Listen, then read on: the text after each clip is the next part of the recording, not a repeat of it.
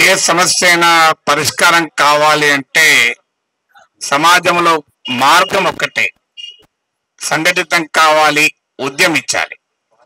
కానీ సమస్య ఎక్కడ అవుతుందంటే 100 మంది ఉంటే 5 కదులుతున్నారు, 95 మంది వాళ్ళు పోరాడితే మాకు కూడా లాభం అవుతుంది కదా అని ఊరుకుంటున్నారు. ఈ పెరుగుతూ అందరి పరిష్కారం అవుతున్నామో ప్రయోజనం అందరూ పొందుతారు, పోరాటంలో మాత్రం వాళ్ళు రారు. ఇదేదో మనకే సొంత పనిలాగా ఉంటారు. ఇది ఇక్కడే, నేను మీదే కాదు, ఈ ఇందిరా పార్క్, ఈ ధర్నా చౌక్ వద్ద ఎన్ని ధర్నాలు హాజరయ్యానో నాకే గుర్తులేదు. సో అన్ని ధర్నాలలో ఇదే సమస్య. అందువల్ల 2 పనులు మీరు చేయాలి. ఎందుకంటే మీ సమస్యలు నేనొచ్చి కొత్తగా మీకు చెప్పేది ఏం లేదు, తాతకు దగ్గులు నెట్టినట్టే ఉంటది. కానీ 2 సూచనలు చేయదలుచుకున్నాను. ఒకటి, గురుకుల వ్యవస్థలో ఉన్న ప్రతి ఉద్యోగిని రోడ్డు మీదకి తీసుకురాగలిగితే మీ సమస్యలు ప్రభుత్వమే మీ దగ్గరకు వచ్చి పరిష్కరిస్తుంది. లేకపోతే మనం ఎన్ని చేసినా లాభం ఉంటుంది. అందువల్ల ఎప్పుడైనా ఇది ఏ సమస్య పరిష్కారం కావాలి అంటే ఇవాళ మీ చుట్టూ ఉన్న మీ ఉద్యోగుల్ని ఐడెంటిఫై చేసి, అయ్యా మేము ఎందుకు వెళ్ళా ధర్నా చెక్కు, నువ్వెందుకు రాలేదు, నువ్వు ఇంట్లో పండుకుంటే సమస్య పరిష్కారం అవుతుందా అని గౌరవప్రదంగా వాయించడం కాకుండా వాళ్ళలో చైతన్యాన్ని నింపాలి. ఇది మొదటి పని. రెండో పని, మీరు ఎవరికైతే పాఠాలు చెప్తున్నారో, ఏ బిడ్డల భవిష్యత్తు కొరకైతే మీ జీవితాలు అంకితం చేశారో ఆ బిడ్డల కుటుంబాల్ని, తల్లిదండ్రుల్ని కూడా కన్విన్స్ చేయడం మొదలు పెట్టండి. ఇది సమస్య మీ ఒక్కటెక్కడదే కాదు. మెస్ ఛార్జీలు 2018 నుంచి ఇప్పటి వరకు పెరగలేదు. మెస్ ఛార్జీలు పెరిగితే టీచర్లు ఏమైనా భోజనం చేస్తారా? మెస్ ఛార్జీలు పెరిగేది పిల్లల కొరకే కదా. ఇవాళ పొద్దున కూడా పత్రికల్లో చూసాం, వంట నూనెల ధరలు విపరీతంగా పెరిగాయి, వెల్లుల్లి ధరలు పెరిగాయి. అంటే మన ఫైనాన్స్ మినిస్టర్ని అడిగితే నేను ఉల్లిపాయ తినా అంటదామా, ఉల్లిపాయ తినా నాకు తెలియదు అంటది. ఆమె ఓపెన్ అన్నది, నేను జోక్ చేయడం కాదు. ఉల్లిగడ్డల ధరలు పెరుగుతాయంటే నేను తిననండి, మా తమిళ బ్రాహ్మణ ఇళ్ళ తినరు అన్నది. నువ్వు తింటావా తినవా అన్న సమస్య కాదు, జనం తింటున్నారా లేదా అన్న సమస్య. అందువల్ల ధరలు పెరుగుతుంటే ఒకవైపు మెస్ ఛార్జీలు పెరగకపోతే సమస్య ఎవరికి? ఇవాళ వాష్రూమ్ లేక, టాయిలెట్లు లేక పిల్లలు 8 గంటల లోపల టైం టేబుల్ అయితే రివైజ్ చేస్తారు కానీ టాయిలెట్లను రివైజ్ చేయరు. సో దానివల్ల ఎవరు ఎదుర్కొంటున్నారు సమస్య? టాయిలెట్లలో ఎదుర్కొనేది మనం కాదు, విద్యార్థులు ఎక్కువ ఎదుర్కొంటారు. కావాలంటే స్టాఫ్ రూమ్ లో పక్కన అటాచ్డ్ ఉన్నది లేదు తెలియదు, లేకపోతే కట్టించుకోవచ్చు. అందువల్ల ఈ సమస్య బిడ్డలది, సమస్య మనది కాదు, మనది మాత్రమే కాదు.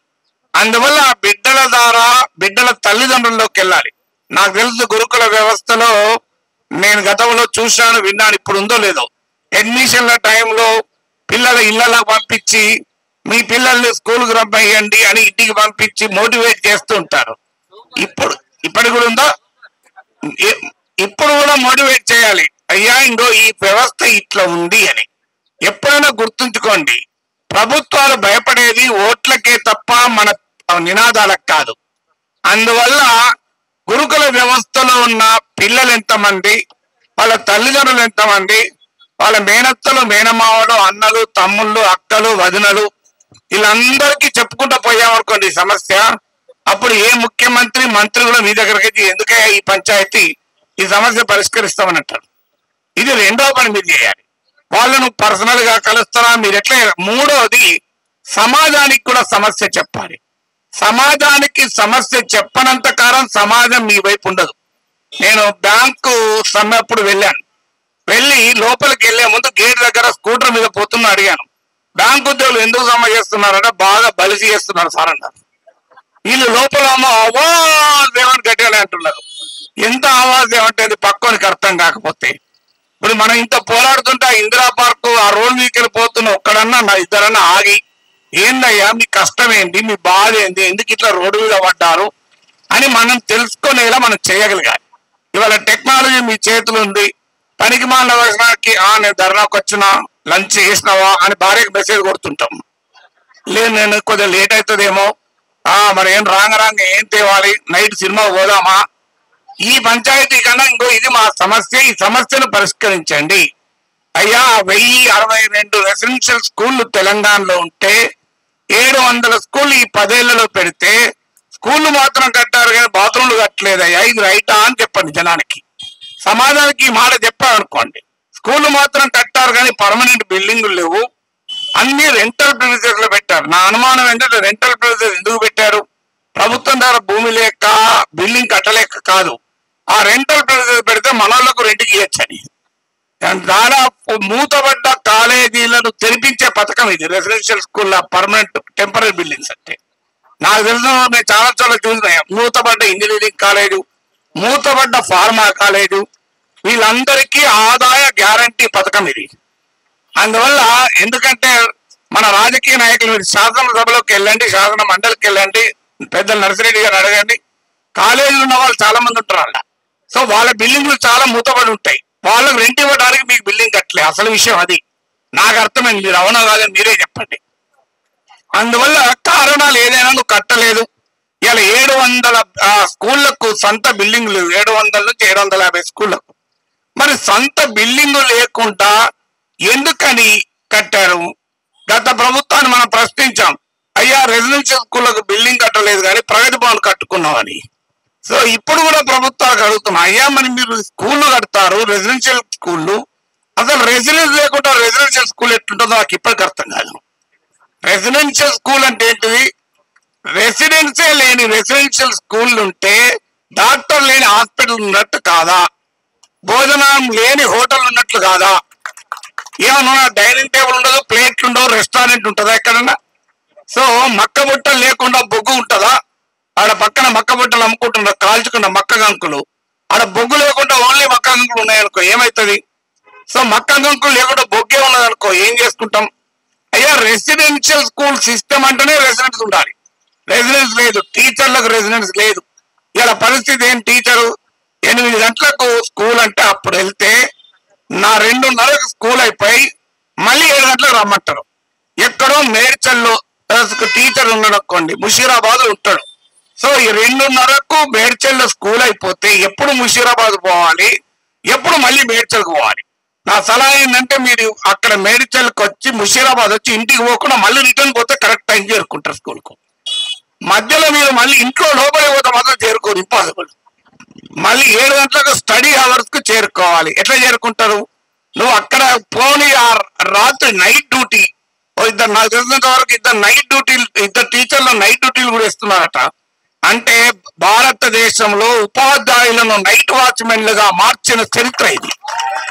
ఇంతగా మనకు క్రికెట్ లో నైట్ వాచ్మెన్ ఉంటాడు, లాస్ట్ లో వికెట్లు బాగా పోతుంటే నైట్ వాచ్మెన్ వస్తాడు. ఇవాళ మనం కూడా నైట్ వాచ్మెన్లమయం. అయ్యా మేము చదువుకున్న పీజీటీ, మీరు కేజీ టు పీజీ ఉచిత విద్యను మొదలు పెట్టారు, పీజీ లేదు కేజీ లేదు కానీ పీజీటీలు ఉన్నారు. సో పీజీటీలు ఏం చేస్తున్నాం? వాళ్ళు దేనికి వాడుతున్నాం? వాచ్మెన్ డ్యూటీకి వాడుతున్నాం. ఇంకా నయం, ఇంకా వేరే డ్యూటీలో వాడతలేరు. అయ్యా వాచ్ ఎందుకు? ఎవరో ఎక్కడో బిడ్డ ఆత్మహత్య చేసుకుంటే 2 గంటలకు ఒకసారి డార్మెటరీలకు వెళ్ళి పిల్లలు ఎవరన్నా నిద్రపోయి ఉన్నారా, తెలివితో ఉన్నారా, ఏమైనా చేసుకుంటున్నారా అని ఫోటోలు తీసి పంపించాలి. సో ఇవన్నీ చూస్తుంటే ఆఖరికి మన ఫోటో మనం తీసుకొని పంపించుకునే పరిస్థితి వచ్చేటట్టున్నది. అసలు కనీసం రాత్రి ఒక చోట గంట సేపు 2:30కు అయిపోతే రాత్రి డ్యూటీ, అయ్యో 2 గంటలు పండుకుందామంటే కూడా ప్లేస్ లేని పరిస్థితిలో రెసిడెన్షియల్ స్కూల్ ఉండాలా? నేను ఒక బాగా ఒప్పించి మా డ్రైవర్ బిడ్డను, మా ఇంట్లో పనమ్మాయి కొడుకును ఇదే రెసిడెన్షియల్ స్కూల్ చేర్పించాను. డ్రైవర్ కూడా నాతో పాటు వచ్చాడు. అలా 6 నెలలు తిరగక ముందు డ్రైవర్ బిడ్డ ఇంటికి వచ్చింది, పని మంచి కొడుకు 2 ఏళ్లలో తిరిగి వచ్చింది. ఏంటంటే బాత్రూమ్ దగ్గర గంట సేపు వెయిట్ చేయాలి. బాత్రూమ్ దగ్గర గంట సేపు వెయిట్ చేస్తే మనం వెయిట్ చేయగలం కానీ బాత్రూమ్ అవుతుందా? సో కామన్ సెన్స్ ఉండాలి కదా. సో మీకు బయో బ్రేక్ అంటారు స్టైల్ గా. నేను ఈ మధ్య మర్రి చెన్నారెడ్డి ఇన్స్టిట్యూట్ లో సివిల్ సర్వీస్ ఆఫీసర్ క్లాసులు చెప్పడానికి వెళ్తే బ్రేక్ కావాలి, బ్రేక్ ఇవ్వండి సార్ 10 minutes అని. టీ బ్రేక్ అనుకున్నాను, బయో బ్రేక్ అన్నారు. బయో బ్రేక్ అని కొత్త కాన్సెప్ట్ ఇది. సో ఈ బయో బ్రేక్ ఎక్కడిది? బయో వెయిటింగ్ ఉన్నది ఇక్కడ. సో గంట సేపు వెయిట్ చేయాలి. అసలు ఎక్కడికి పోతున్నాం మనం? సో ఈ టైమింగ్స్ పెట్టేటప్పుడు శాస్త్రీయంగా ఆలోచించాలి కదా. నువ్వు 4 గంటలు వరుసగా 4 పీరియడ్లు పెడితే ఆ టీచర్ చెప్పేది ఏంటి, పిల్లలకి ఎక్కేది ఏంటి, రాత్రి నైట్ డ్యూటీ చేసిన తర్వాత ఎప్పుడు ఇంటికి పోవాలి, మళ్ళీ ఎప్పుడు పొద్దున్న డ్యూటీకి రావాలి, లేదు పొద్దున పోకుండా అక్కడే ఉండి డ్యూటీ క్లాస్ చెప్పాలంటే టీచర్ నిద్రపోతాడా, స్టూడెంట్ నిద్రపోతాడా, సో ఎవరు నిద్రపోతున్నాడు ఆఖరికి. సో ఈ సమస్యలన్నిటికీ ఒక పరిష్కారం చెప్పాలి, ఒక మానవీయమైన దృక్పథంతో. ఖచ్చితంగా రెసిడెన్షియల్ స్కూల్ పెట్టడాన్ని ఆహ్వానిస్తాం, ఓ మంచి ఆలోచన కాదని వలనం. కానీ రెసిడెన్షియల్ స్కూల్ వ్యవస్థకు ఉండాల్సింది ఏంటి? సాధారణంగా రెసిడెన్షియల్ స్కూల్ వ్యవస్థ అంటే స్టూడెంట్స్ ఉండటానికే కాదు, టీచర్ల క్వార్టర్లు ఉంటాయి, అక్కడే అన్ని. మీరు పాత రెసిడెన్షియల్ స్కూల్ నేను ఏటున్నారని చూశాను. సో అక్కడ స్కూళ్ళ టీచర్ల క్వార్టర్లు కూడా పక్కనే ఉండేవి. సాయంత్రం 8 గంటలకు కూడా స్కూల్కి పోయి వచ్చేవాళ్ళు. కానీ ఇవాళ నువ్వు 700 పైగా స్కూళ్ళు పెట్టి వాటికో శాశ్వత భవనాలు లేకుండా ఆ స్కూళ్ళను పెట్టి పిల్లలకు కనీస వసతులు లేకుండా అసలు ఒక నీట్నెస్ లేకుండా ఎలా నడుపుతామని అడుగుతున్నాను. అందువల్ల ఈ సమస్యలకు నేను మీకు ఇంకా ఎక్కువగా సమస్యలు నేను చెప్పాల్సిన అవసరం లేదు, మీకు తెలియంది కాదు. కానీ నా అప్పీల్ ఏంటంటే ఇవన్నీ చేసినా పోనీ ఏమైనా రెసిడెన్షియల్ స్కూల్ టీచర్లకు శాలరీ ఎక్కిస్తారా? ఇవాళ 8 గంటల పని దినాల కొరకు చికాగో వీధుల్లో రక్తాన్ని అర్పించారు. కానీ ఇవాళ రెసిడెన్షియల్ స్కూల్ ఉద్యోగులు అంటే 24 గంటల ఉద్యోగం. కానీ మరి జీతం ఏమైనా ఎక్కువ ఇస్తున్నారు అంటే జిల్లా పరిషత్ టీచర్లకు ఎంత ఇస్తారో బహుశా అంతకన్నా ఎక్కువ ఏమి ఇవ్వాలనుకుంటా నాకు తెలిసినంత వరకు. అందులో వీక్లీ ఆఫ్లు కూడా సరిగా ఉండవు, సో పబ్లిక్ హాలిడేస్ ఉండవు. సో ఒక రకంగా టీచరు గార్డియను, సాధారణంగా రెసిడెన్షియల్ స్కూల్ వ్యవస్థలో పేరెంట్ ఉండడు కనుక టీచరు తానే గార్డియన్ తానే ఉండాలి. ఇప్పుడు టీచరు తానే గార్డియన్ తానే నైట్ వాచ్మెన్ కూడా తానే అయి సేవలు అందిస్తున్నా కూడా ఈ సమస్యలు ఎందుకు ఉండాలి? అందువల్ల చివరిగా నా అప్పీల్ ఏంటంటే ఇది గొంతెత్తి సమాజానికి చెప్పండి. సమాజంలో గనక అవగాహన పెరిగితే, ప్రజలు గనక ఇది అన్యాయము అని గొంతెత్తితే మీతో పాటు అప్పుడే సమస్య పరిష్కారం అవుతుంది.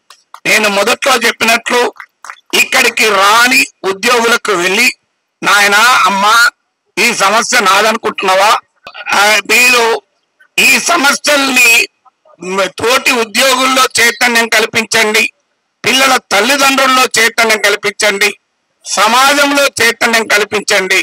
అప్పుడు ప్రభుత్వాన్ని నిద్ర లేవడం అనేది మనం ఏం చేయకుండా నిద్రలేస్తుంది.